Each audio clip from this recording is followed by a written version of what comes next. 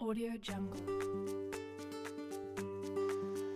Halo rekan-rekan Wijaya Training, kembali lagi kita dalam tutorial tentang bagaimana melakukan pengecekan terhadap mutu pasir yang akan digunakan untuk konstruksi bangunan.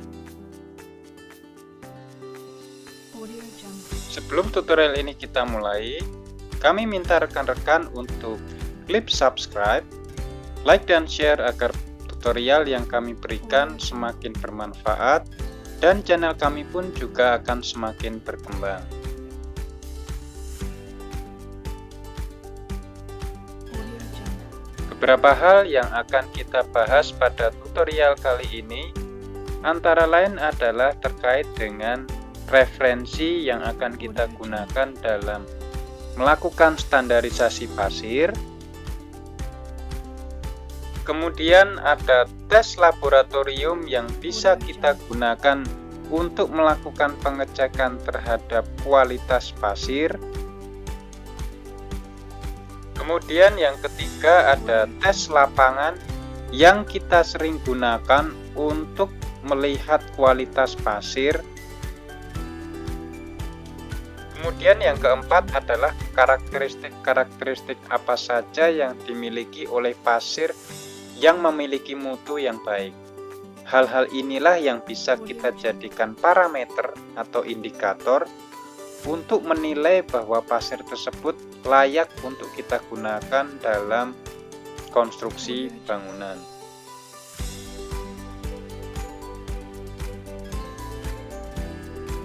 Pertama-tama kita akan bahas tentang referensi. Audio Jungle. Di sini kita akan bicara tentang standar atau referensi yang kita pakai.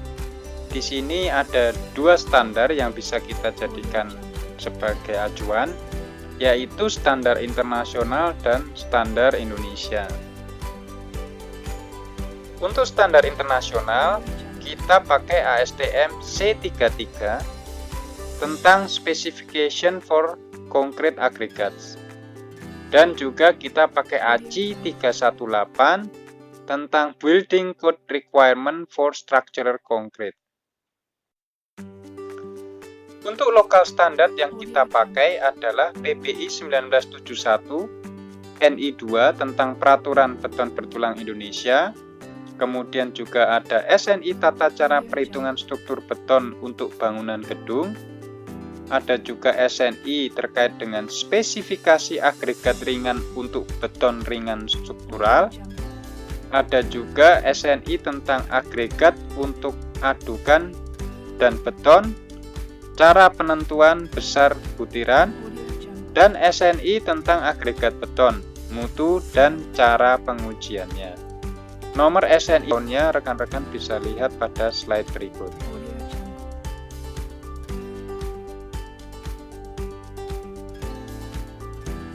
Pasir adalah material baku yang paling sering digunakan dalam konstruksi bangunan.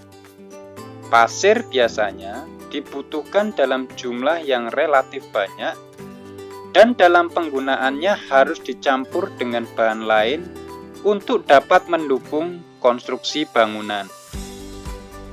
Pasir merupakan agregat alami yang terdapat di alam dan biasanya berasal dari letusan gunung berapi, sungai, gunung, ataupun pantai. Berdasarkan asal pasir, dibagi menjadi dua jenis, yaitu pasir alami dan pasir buatan. Untuk pasir alami, contohnya adalah pasir gunung, pasir laut, dan pasir sungai. Audio Jungle. Sedangkan pasir buatan, contohnya adalah pasir hasil penggilingan atau crushing. Audio Jungle. Bagian kedua ini kita akan bahas tentang tes laboratorium yang bisa kita lakukan pada pasir. Audio. Sesuai dengan standar internasional, kita pakai ASTM.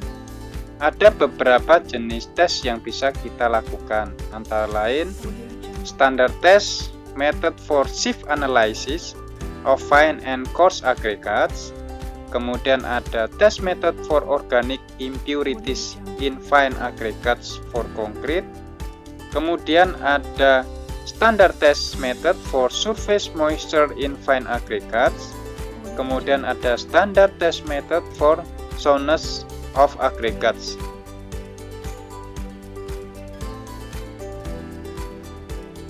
Kemudian ada juga standard test method for lightweight particle in aggregates. Kemudian standard test method for material finer than 75 micron. Kemudian ada standard test method for clay lumps and friable particle in aggregates. Kemudian ada standard test method for density, relativity density, and absorption of fine aggregates. Kemudian ada juga standard test method for total evaporable moisture content of aggregates by dyeing. Jadi ada banyak sekali tes yang bisa dilakukan di laboratorium untuk melihat parameter yang ada pada pasir yang akan kita teliti. Kemudian untuk lokal standar ada uji berat jenis dan penyerapan air agregat halus. Kemudian ada juga pengujian kotoran organik dalam pasir untuk campuran mortar atau beton. Kemudian ada uji sifat kekekalan agregat dengan cara perendaman menggunakan larutan natrium sulfat atau magnesium sulfat. Kemudian ada juga pasir untuk adukan dan beton untuk menentukan cara penentuan kekerasan dari pasir. Standar-standar ini bisa kita gunakan untuk mencari parameter secara empirik yang ada pada pasir yang akan kita gunakan.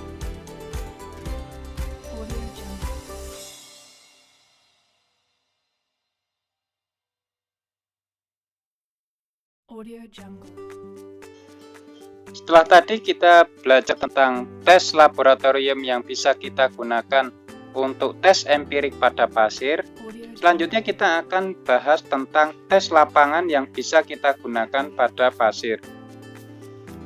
Secara garis besar, kami bagi menjadi dua, yaitu pengecekan berdasarkan sifat tampak dan pengetesan berdasarkan genggaman atau hand inspection. Pengecekan sifat tampak yang akan kita tes adalah terkait dengan warna. Pasir yang baik warnanya akan terang. Kemudian untuk ukurannya pun juga harus seragam. Kemudian yang ketiga terkait dengan kontaminasi kotoran. Nah, nanti akan kita jelaskan dengan menggunakan tes rendam pada botol. Selanjutnya untuk hand inspection atau inspeksi dengan menggunakan tes genggam, beberapa hal yang akan kita lihat terkait dengan tekstur. Jadi pasir yang baik teksturnya tajam, kasar dan memiliki kekerasan. Kemudian terkait dengan daya rekat atau cohesiveness. Untuk pasir yang baik, daya rekatnya rendah. Nah, nanti akan kita jelaskan pada uji yang akan kita lakukan pada pasir. Beberapa tes lapangan yang bisa kita lakukan antara lain yang pertama adalah untuk melihat indikator warna. Jadi kita masukkan pasir dalam botol, diisi air. Nah, dari situ kita akan melihat warna yang dihasilkan. Warna makin gelap menandakan pasir makin jelek kualitasnya karena terkontaminasi oleh lumpur dan tanah organik. Di sini kami berikan indikator warna dari 1 sampai 5. Untuk warna 1 sampai 2, pasir dapat digunakan tanpa harus dicuci. Sementara untuk warna 3 sampai 4, pasir dapat digunakan namun harus dicuci terlebih dahulu. Sedangkan warna nomor 5, maka pasir tersebut tidak dapat kita gunakan karena terkontaminasi lumpur dan tanah organik yang cukup banyak. Tes selanjutnya yang bisa kita gunakan di lapangan adalah tes rendam. Pasir direndam dalam botol berisi air penuh. Sampel material dan air kurang lebih memiliki perbandingan minimal 1:2, sehingga konfigurasinya bisa terlihat kurang lebih seperti ilustrasi di bawah ini. Bagaimana pasir akan mengendap di bawah, kemudian diikuti dengan endapan lumpur, tanah liat, dan yang di atas adalah air, dan biasanya ada juga endapan vegetasi. Tes lain yang bisa kita gunakan adalah tes genggam. Tes genggam ini untuk melihat daya rekat pasir. Mengambil segenggam pasir memakai tangan, kemudian lepaskan secara perlahan-lahan, dan perhatikan bagaimana gerakan pasir yang jatuh dari genggaman. Jika pasir yang jatuh dari tangan tetap menggumpal, maka artinya pasir tersebut memiliki kualitas yang tidak terlalu bagus, karena gumpalan tersebut diakibatkan adanya kandungan lumpur atau tanah yang cukup tinggi. Sementara jika jatuhnya berhamburan atau kualitas pasir tersebut bagus, karena kontaminasi lumpur dan tanah liat tidak begitu banyak. Poin keempat, kita akan bahas tentang karakteristik pasir yang baik. Berikut ini adalah kesimpulan ciri-ciri atau karakteristik pasir yang baik. Yang pertama, tidak mengandung kotoran, tanah, lumpur, ataupun vegetasi. Pasir tidak mengandung lumpur hingga lebih dari 5%. Apabila pasir tersebut memiliki kandungan lumpur lebih dari 5%, maka pasir diwajibkan untuk dicuci terlebih dahulu. Terkait dengan ukuran pasir, sesuai SII 0052 tahun 1980, maksimal ukuran adalah 4,8 mm. Sementara sesuai ASTM C33, maksimal ukurannya adalah 4,75 mm. Sedangkan BS 812, maksimal ukuran pasir adalah 5 mm. Poin C, agregat halus harus terdiri dari butiran tajam dan keras dengan indeks kekerasan adalah di bawah 2,2.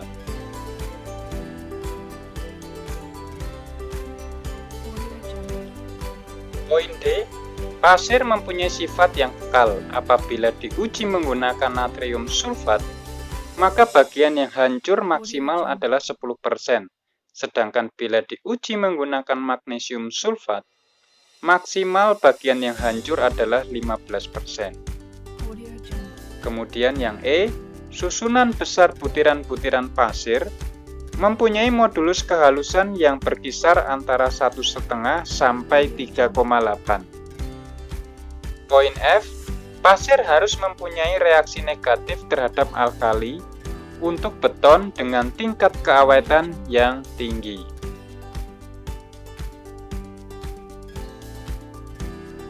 Demikian tutorial dari kami tentang bagaimana melakukan pengecekan terhadap pasir yang akan kita gunakan untuk konstruksi bangunan. Semoga bermanfaat. Jangan lupa subscribe, like, dan share agar pelatihan dari kami semakin bermanfaat dan channel kami pun juga semakin berkembang.